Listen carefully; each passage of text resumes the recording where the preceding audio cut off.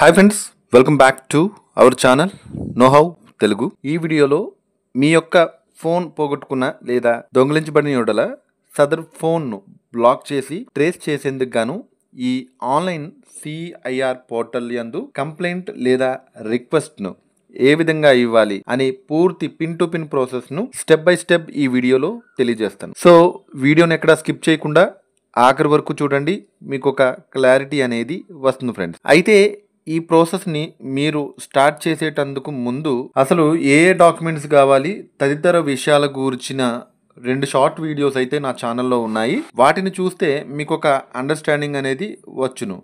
అదేవిధంగా ముందుగా కావలసిన డాక్యుమెంట్స్ను కంప్లైంట్, బిల్, ఇన్వాయిస్, మొబైల్ లేదా బాక్స్ ఫోటో, ఆధార్ కార్డుల సాఫ్ట్ కాపీలను మంచిగా స్కాన్, క్రాప్ చేసి రెడీగా పెట్టుకోండి. సో ఇలా మీరు కెమెరాతో ఫోటో తీసిన వాటిని క్రాప్ చేసి స్కాన్ చేసి మంచిగా పెట్టుకొని అప్లోడ్ చేయాల్సి ఉంటుంది. సో వాటి సైజు కూడా మనకి 500 KB కన్నా తక్కువ ఉండేటట్లు చూసుకోండి, లేదంటే అప్లోడ్ కావన్నమాట. ఇక వీడియోలోకి వెళ్తే మనమందరం గూగుల్ క్రోమ్ బ్రౌజర్ యూజ్ చేస్తాం కదా. ఓపెన్ చేశాక సెర్చ్ లో CEIR సెర్చ్ చేస్తే ఫస్ట్ రిజల్ట్ మనకి CEIR.gov అని వచ్చింది కదా. క్లిక్ చేశాక మొబైల్లో ఈ విధంగా ఈ CEIR పోర్టల్ ఓపెన్ అవుతుంది. ఇలా పోగొట్టుకున్న మొబైల్ ట్రేస్ అవుట్ చేసి మరలా ఆ మొబైల్ తిరిగి పొందేందుకు గాను సెంట్రల్ గవర్నమెంట్ ఈ వెబ్సైట్ని స్టార్ట్ చేసింది. సో ఇప్పుడు మనము కంప్లైంట్, రిక్వెస్ట్ ఆర్ రేజ్ ఏ విధంగా చేయాలి అని అంటే, ఇక్కడ మనకి బ్లాక్ స్టోలెన్ లాస్ట్ మొబైల్ అని ఉంది కదా.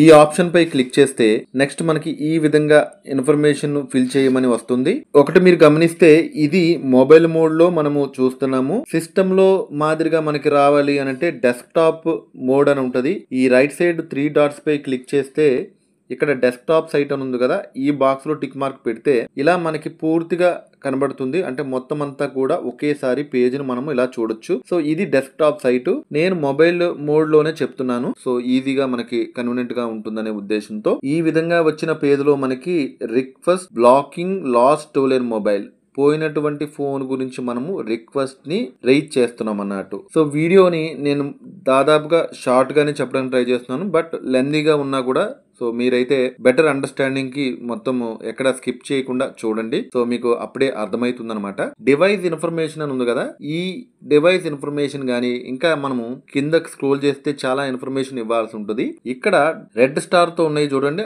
అవి మ్యాండేటరీ అనమాట. అవి ఆ ఇన్ఫర్మేషన్ ఖచ్చితంగా మనము ఇచ్చి తీరాలన్నట్టు, లేదంటే మనకి ఈ రిక్వెస్ట్ అనేది సబ్మిట్ అవ్వదన్నమాట. ఇక డివైస్ ఇన్ఫర్మేషన్ లో మొబైల్ నెంబర్ 1 ఉంది చూడండి. సో ఇక్కడ స్టార్ ఉంది, అంటే ఈ ఖాళీ మనం ఖచ్చితంగా ఫిల్ చేయాలి. ఇక్కడ లేదు, సో ఇది ఇవ్వకపోయినా పర్వాలేదు. బట్ ఇక్కడ ఏ నంబర్ ఇవ్వాలి అని అంటే, మొబైల్ నెంబర్ అంటే మనకి ఇక్కడ రెడ్ కలర్ లో హైలైట్ చేయబడి ఉంది చూడండి. సో ఇది ఒక్కసారి మీరు చదివినట్లయితే, please ensure mobile number 1 in lost stolen mobile handset has been reissued. So మీరు ఈ ప్రాసెస్ అంతా చేయడానికి రెడీగా ఉండడానికంటే ముందు ఏం చేయాలి అంటే, మీ మొబైల్ ఏదైతే పోయిందో లేదా ఎవరైతే దొంగలించారో ఆ దొంగలించినప్పుడు లేదంటే మొబైల్ పోయినప్పుడు మీ మొబైల్లో ఒక సిమ్ ఉంటుంది కదా, ఆ సిమ్ ఒక నంబర్ గల సిమ్ అయి ఉంటది కదా. సో ఆ సిమ్ ని మళ్ళా మీరు తీసుకోవాలి. సేమ్ ప్రూఫ్స్ ఇచ్చినట్లయితే కన్సర్న్డ్ కంపెనీ, ఎయిర్టెల్ అయితే ఎయిర్టెల్, జియో అయితే జియో, మీకు అదే నంబర్ గల సిమ్ ఇష్యూ చేయడం జరుగుతుంది, అంటే రీఇష్యూ చేయడం జరుగుతుంది. అలా మీరు ఆ సేమ్ నంబర్ గల సిమ్ మరలా తీసుకున్న తర్వాత మాత్రమే ఈ రిక్వెస్ట్ అనేది మీరు ఆన్లైన్ లో ఇవ్వగలుగుతారు, లేదంటే మీరు ఈ రిక్వెస్ట్ చేయలేరు. సో ఎందుకు అంటే ఆ సిమ్ కి మీకు మెసేజ్ వస్తుంది, ఓటీపీ మెసేజ్ అనమాట. ఆ ఓటీపీని ఇక్కడ ఎంటర్ చేస్తే గానీ ఈ రిక్వెస్ట్ సక్సెస్ఫుల్ గా సబ్మిట్ అయితే అవ్వదు. సరే, మీరు సేమ్ నంబర్ గల సిమ్ తీసుకున్నారు. సో ఈ మొబైల్ నంబర్ 1 లో ఇస్తారు అది. మరి మొబైల్ నెంబర్ 2 అంటే ఏంటంటే, మనకి డ్యూయల్ సిమ్ మొబైల్స్ ఉన్నాయి కదా, 2 స్లాట్లలో కూడా 2 సిమ్స్ ఉన్నాయి అనుకోండి మీకు. అంటే ఒక స్లాట్ లో ఒక నంబర్ గల సిమ్, ఇంకొక స్లాట్ లో ఇంకొక నంబర్ గల సిమ్లు ఉన్నప్పుడు మీరు ఆ డిఫరెంట్ సిమ్స్ 2 కూడా మళ్ళా తీసుకుంటే గనక, సో నేను ఒక నంబర్ గల సిమ్ తీసుకోమని చెప్పాను కదా, అలాగే మీరు 2 నంబర్లు కూడా తీసుకుంటే ఆ 2 నంబర్లు కూడా ఇక్కడ మీరు ఇవ్వవచ్చు.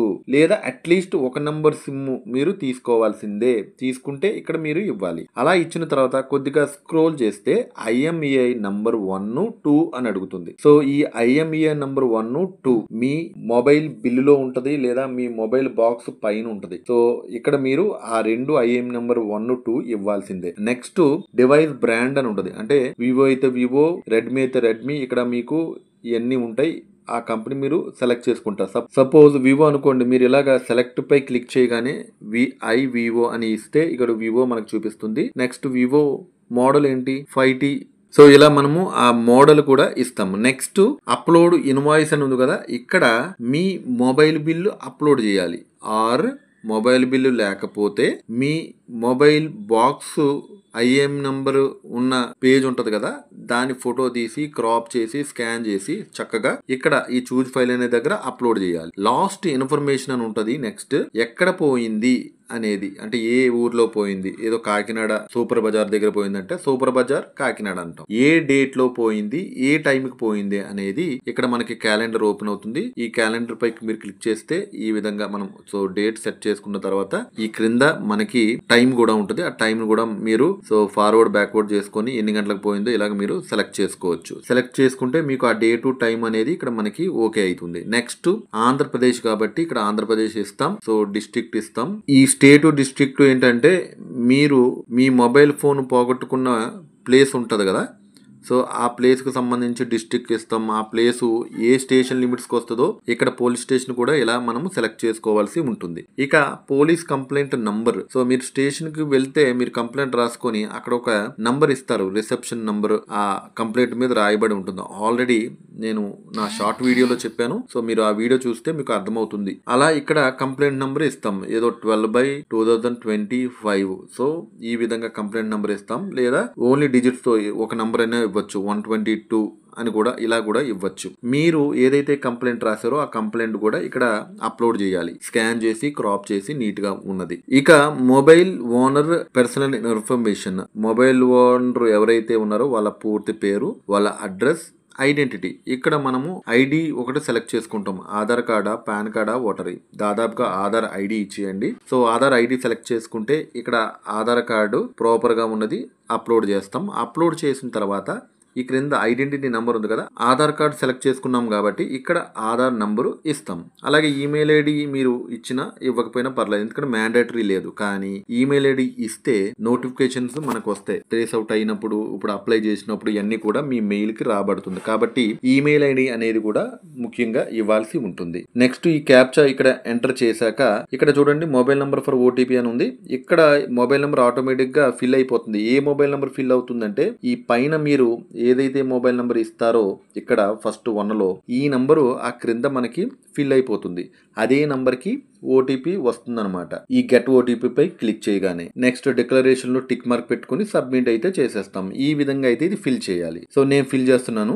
ఇన్ఫర్మేషన్ ఫిల్ చేశానండి. ఒక నెంబరే ఉంది. ఆ ఒక నెంబరు నేను కొత్తది తీసుకున్నాను, అదే నెంబర్ గల సిమ్. నెక్స్ట్ ఐఎంఈఐ నంబర్ 1 2 ఇచ్చాను. Device brand Vivo A3X.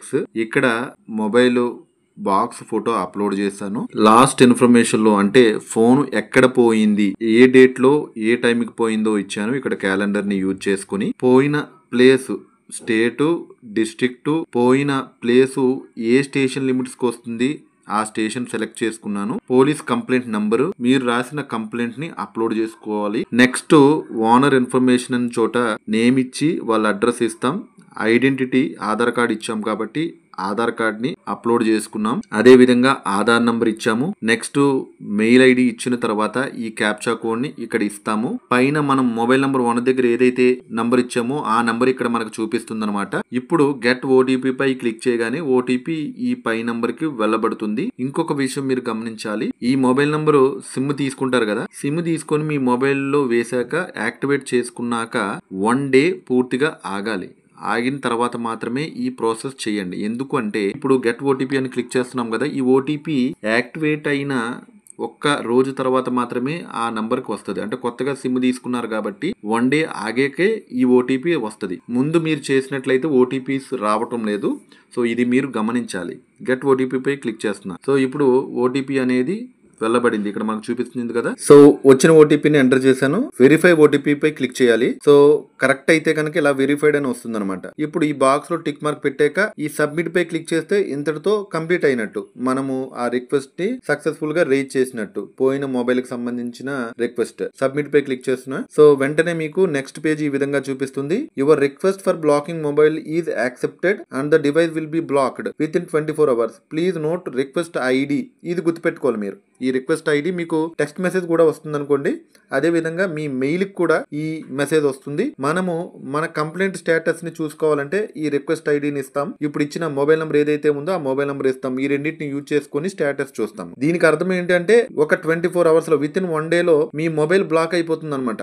మీరు ఈ రిక్వెస్ట్ పెట్టడం వల్ల. అయిపోగానే అవతల వ్యక్తి ఇంకొక సిమ్ వేద్దామని అనుకుంటాడు కదా, లేదా ఇప్పుడు వరకు వేయకపోయినా లేదా వేసిన తర్వాత ఫోన్ పనిచేయదు కాబట్టి ఇంకొక సిమ్ వేద్దాం అనుకుంటాడు. అప్పుడు ఆ సిమ్ తాలూకా డీటెయిల్స్ మీరు మీ కన్సర్న్ పోలీస్ స్టేషన్ సెలెక్ట్ చేసుకున్నారు కదా, వాళ్ళకి వెళ్ళబడితే అదే విధంగా మీరు ఇచ్చిన ఈ మొబైల్ కి మెయిల్ కి కూడా మెసేజ్ వస్తుంది ట్రేసబిలిటీ అని చెప్పేసి. అది కూడా మీకు నెక్స్ట్ వీడియోలో చెప్తాను. ఏ విధంగా సో ట్రేస్ అయిందని మీకు తెలుస్తుంది అనేది, దాని కన్ఫర్మేషన్ ఏ విధంగా చేసుకోవాలనేది కూడా. వీడియో అర్థమైందని అనుకుంటున్నాను ఫ్రెండ్స్. వీడియో నచ్చితే లైక్ చేయండి. మీ ఫ్రెండ్స్కి ఈ వీడియోని షేర్ చేయండి. మా ఛానల్ ఇప్పటివరకు సబ్స్క్రైబ్ చేయనట్లయితే please subscribe my channel. Thank you for watching.